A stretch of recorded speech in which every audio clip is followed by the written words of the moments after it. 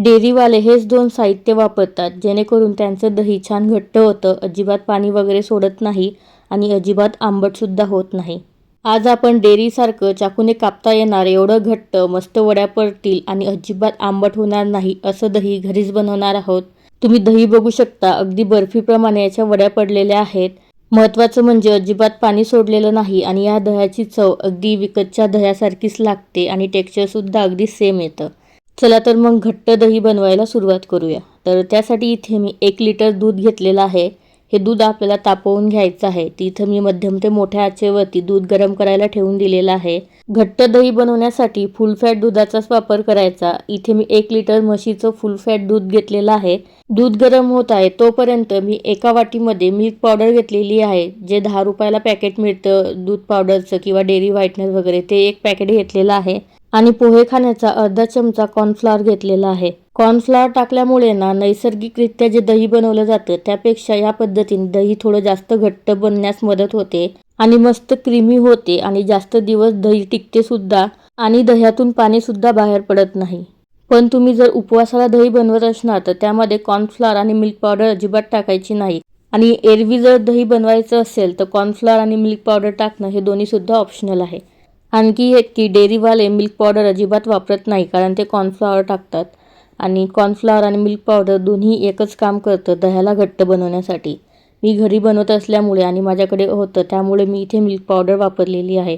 तर इथे मी थोडं थोडं पाणी टाकून मिल्क पावडर आणि कॉर्नफ्लॉवरची पेस्ट बनवून घेतलेली आहे. यामध्ये अजिबात गाठी गुठळ्या होता कामा नये. दुसरीकडे दूधसुद्धा तुम्ही बघू शकता मस्त उकळी याला आलेली आहे. आता गॅसची फ्लेम ही सर्वात कमी ठेवायची आणि जी आपण पेस्ट बनवून घेतलेली आहे ती पेस्ट यामध्ये हळूहळू टाकायची आहे आणि पेस्ट टाकत असताना चमच्याने याला ढवळत राहायचं आहे, कारण कॉर्नफ्लॉवर असल्यामुळे ना यामध्ये गुठळ्या किंवा गाठी होण्याच्या शक्यता असतात.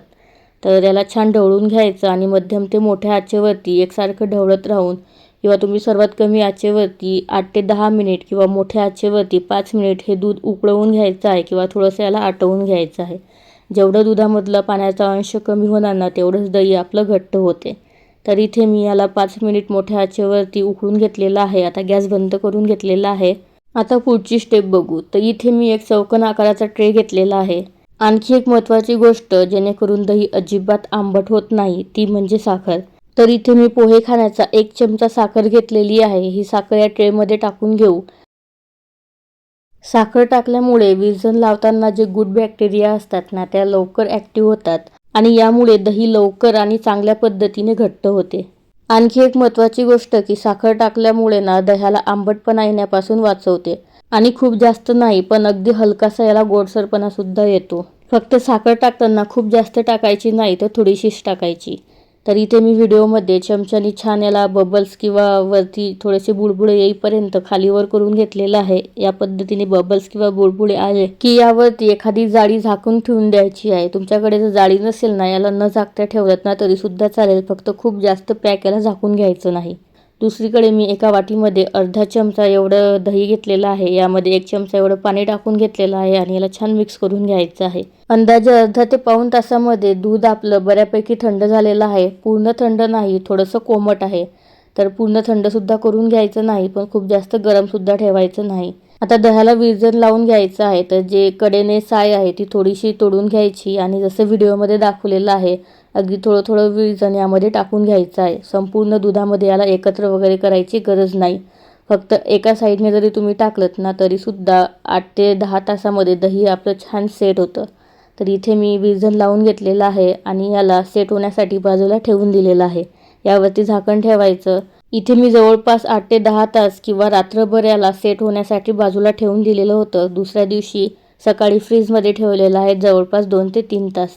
तर फ्रीजमधून बाहेर काढल्यानंतर तुम्ही इथे बघू शकता दही मस्त सेट झालेलं आहे आणि अजिबात पाणी वगैरे यावरती आलेलं नाही.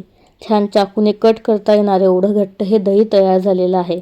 आणि प्रत्येक डेअरीवाला कॉर्नफ्लॉवर दही बनवताना टाकतोच असं मला अजिबात म्हणायचं नाही. काही टाकतात तर काही टाकत नाही. तर त्यामुळे तुम्ही नाही टाकलं तरीसुद्धा चालेल किंवा तुम्ही स्किपसुद्धा करून घेऊ शकता. फक्त साखर तेवढी टाकायची. यामुळे ना दह्याला आंबटपणा अजिबात येत नाही. तर इथे आपलं हे दही बनवून तयार झालेलं आहे. या पद्धतीने दही जर तुम्ही कधी बनवलं नसेल तर घरी नक्की ट्राय करून सुद्धा बघा आणि कसं वाटलं हे कमेंट करून नक्की सांगा. आवडल्यास व्हिडिओला लाईक करा, जास्तीत जास्त शेअर करा आणि अजूनपर्यंत चॅनल सबस्क्राईब केलेलं नसेल तर पटकन सबस्क्राईबसुद्धा करून टाका.